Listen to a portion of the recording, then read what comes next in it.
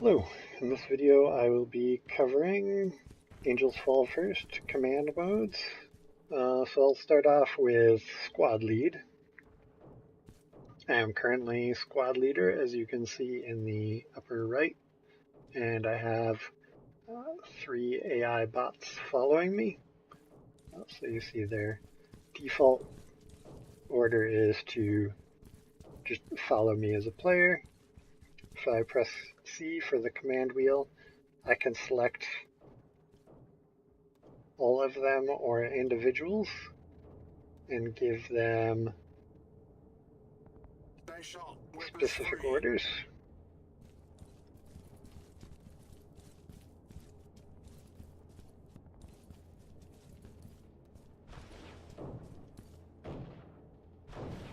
Move to this position.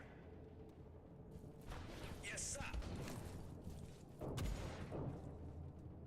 So I sent them over that way and they're going that way.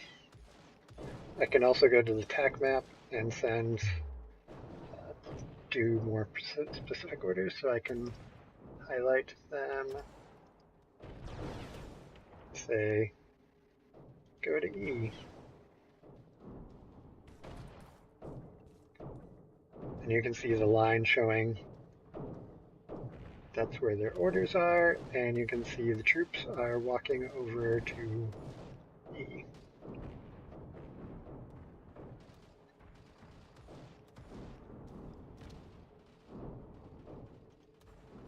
You can see I can change, so if I want to, I can have my squad split up into give them separate orders and split up, or I can have them all go to a specific direction, or I can just have them all follow me.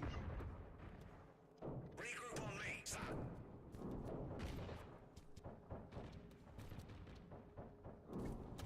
And I can open up the broadcast wheel, and I have several orders. I can ask for new orders if I want. And then I changed it to defending A.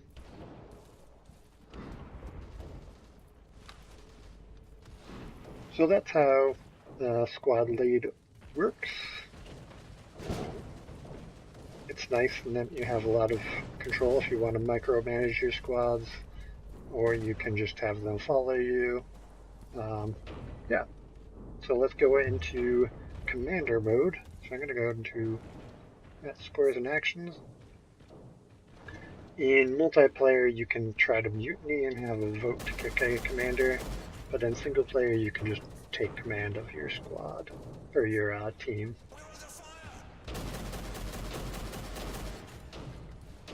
So now you see on the upper right, shows me as commander, and I have a larger list of people under me, and it'll cycle through their name and what their current order is. So if I go to TAC map again,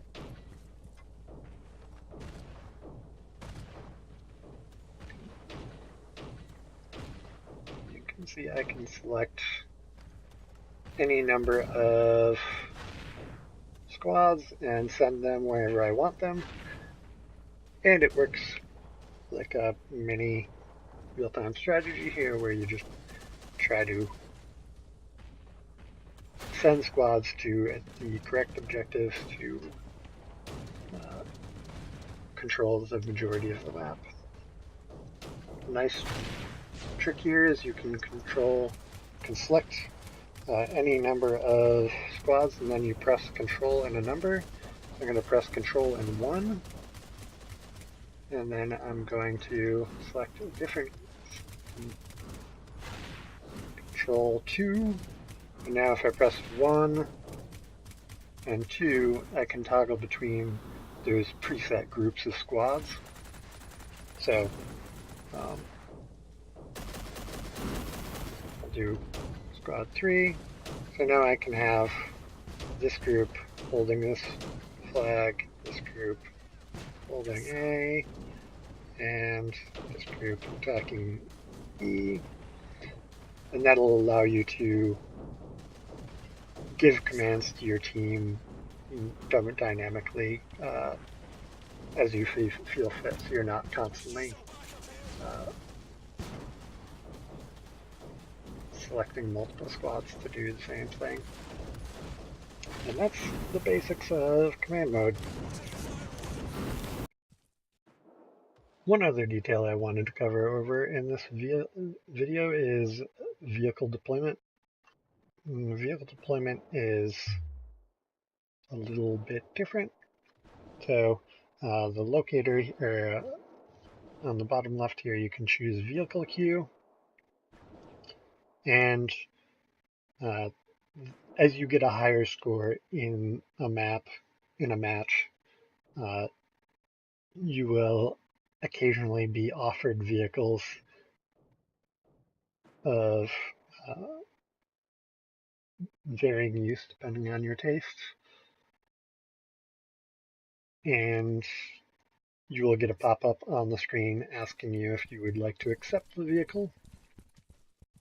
So a lot of times, right when you jump into a map, you might be offered a vehicle, and you can accept it or decline it. The first is usually the Hare LAV. This key will also tell you the max number on the map for per team. So you can have 2 LAVs and one of each of the other vehicles.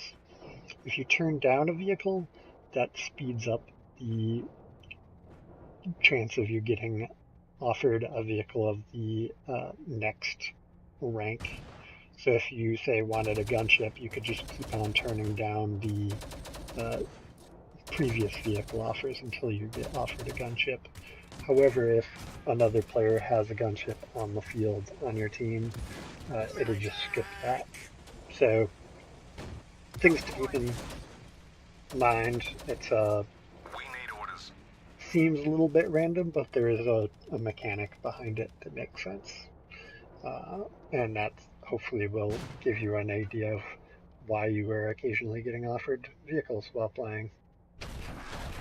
So I wanted to show you some more space-related features. This is an incursion space map, so the first stage is in space, and you have to destroy some defensive locations. And that part just got completed, so the next stage is to capture these points, which are on the top right. However, if you'll notice, those points are not available. You can't see them in this area of the map. And you'll see these circles with an arrow through them. These are docking points on the map. So what you need to do is get a dropship and head to that location, and you can deploy spawn canisters for troops to spawn on, and I will show you here. So this center map location is the basic map. These are the biostations with the objectives. So I can't spawn there because we have to get a dropship from the space map here before that becomes available.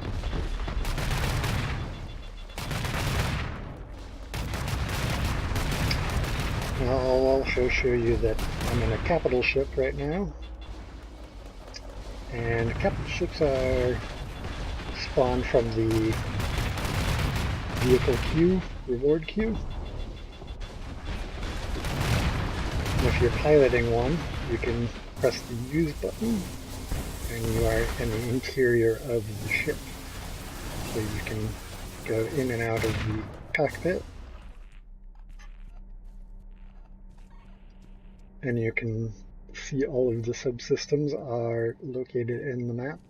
The shield generator is down, so I can use a multi-tool and repair it. So sometimes it's worth having multiple people in the same ship and having one person supporting and another person piloting.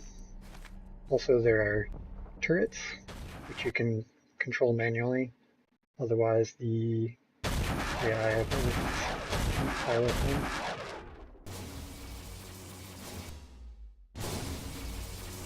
And yeah.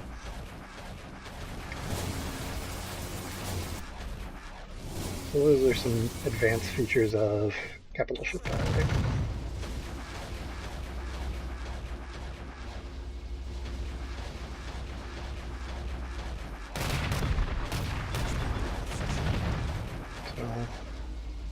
Okay, so somebody already got a